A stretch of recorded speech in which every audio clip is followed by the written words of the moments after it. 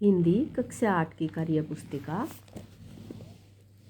अध्याय 9 कबीर की साखियाँ। ये कबीर द्वारा रचित एक कविता है, यानी साखियाँ हैं, दो एक की तरह होती हैं। ये इस चित्र में पाठ का कौन सा दोहा ठीक रहेगा? जाति ने पूछो साधु की, पूछ लीजिए ज्ञान, मोल करो तलवार का, पड़ी रहने दो मान। नीचे दिए गए दोहों को पढ़कर बताओ कि इनका भावार्थ किस दोहे के भावार्थ के समान है। ये जैसे भाई माला फेर जुग भया, फिरा न मन का फेर, कर का मन का डारी दे, मन का फेर। ये जो प्रस्तुत साखी है ये दोहे हैं, इनमें से ये दो आएगा। माला तो कर में फिरे, जीवी फिरे मुख माही, मनुआ तो दहु दिसी फिरे, यही तो समृद्ध नाही। अगला है तिनका कभू न नींद, ये जो पायन तल होय, कभू पड़ी हो आखिन परे, पीर गनेरी होय।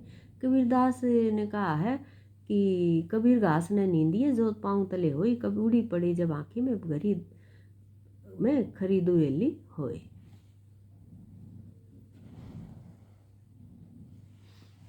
तुम्हारे दादा दादी नाना नानी की बातचीत के दौरान किन कहावतों दो या दोहों का प्रयोग करते हैं? तो कहावतों या दोहों को लिखो। नाच न जाने आंगन टेढ़ा, भैंस के आगे बीन बजाना। सिर मुड़ाते ओले पड़ना, थोथा चले बाजे गाना। अब यहाँ पर चित्र दिए हुए हैं और दो, एक कहावत है और एक दोहा दिया हुआ है। ऐसा लग रहा है पहले चित्र में तो कि ये एक भाग सा दिखाई दे रहा है, चाहे या कोई बिल्ली हो सकती है। तो वो एक मटके उसमें पानी मुंह डाल देती है और उसमें फंस जाता है। तो यहाँ पर ये प्रस्तुत लाइन जो आएंगी, बिना बिचारे जो करे सो पीछे पछताए, काम बिगाड़े अपना जग में हो तसाए। और दूसरे में कि जो प्रथम आता है ना, तो उसको डिंगे आंकने की आवश्यकता नहीं है। करतूती कई देत आप नहीं, आप कहीं ये नहीं साई, यानी जो रिजल्ट होगा ना वो अपने आप दिखाई दे जाएगा, उसका प्रचार करना उचित नहीं है। आगे एक महात्मा बुद्ध से संबंधित एक शिक्षाप्रद कहानी लिखी हुई है कि एक बार महात्मा बुद्ध शिष्यों के साथ बैठे हुए थे। तभी एक आदमी आया जो बहुत ही गुस्से में था। वह आते ही बुद्ध को भला बुरा कहने लगा तथा अपशब्द बोलने लगा। यह सब सुनकर भी बुद्ध शांत भाव से बैठे रहे। जब वह व्यक्ति थक कर चुप हो गया, तब शिष्यों ने बुद्ध से कहा, प्रभु वह व्यक्ति आपको ऐसे इतना भला बुरा कह कर गया, आपने उसे कुछ भी नहीं कहा, इसमें क्या रहस्य है? हम समझ नहीं पा रहे हैं। बुद्ध ने मुस्कुराते हुए कहा कि अगर आप किसी व्यक्ति को कोई चीज़ देना चाहें और वह व्यक्ति उसे स्वीकार नहीं करे, तो वह चीज़ किसके पास रहेगी? शिष्यों ने कहा, हमारे पास। ठीक उसी प्रकार उस व्यक्ति के अपशब्दों को मैंने स्वीकार नहीं किया, तो वे सारे अपशब्द भी उसी के पास रहे।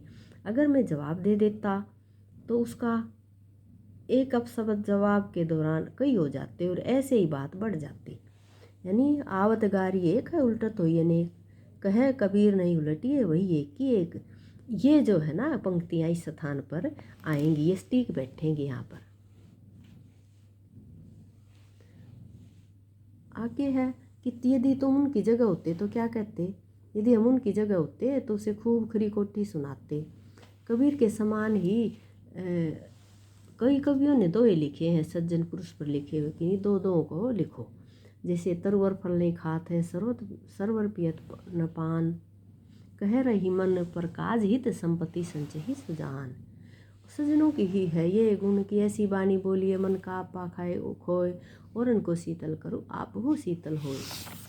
यानी सज्जन व्यक्ति ही ऐसा कर सकता है। नीचे दिए गए दोहों की पंक्तियों को इस तरह लिखो कि शब्दों का क्रम बदलने पर भी दोहों के अर्थ नहीं बदले। जाति ने पूछो साध की जाति न पूछो, पूछ लीजिए ज्ञान पूछ लीजिए। कबीर घास ने नींदी। कबीर जी कहते हैं कि पैरों तले रहने वाली घास की निंदा नहीं करनी चाहिए। मोल करो तलवार का मोल करो, पड़ा रहने दो म्यान को पड़ा रहने दो। बिलखत हरि मन के बिना, हरि के बिना मन बिलखत है, दर्शन नहीं चैन, दर्शन बिना चैन नहीं। दी गई पंक्तियों को कबीरदास की भाषा में लिखा। लिखो। जैसे तुम एक स्त्री आती है, एक नारी आवत है, तुम बहादुर मालूम होते हो, तुम बहादुर मालूम हो तो हो। पेड़ के नीचे साधु बैठा है, पेड़ तले साध बैठत है। चिड़िया उड़कर जब पानी में गिरी, चिड़िया उड़त जब पानी में गिरत। अपनी लकड़ी को डाल दो, अपन लकड़ी डार दो।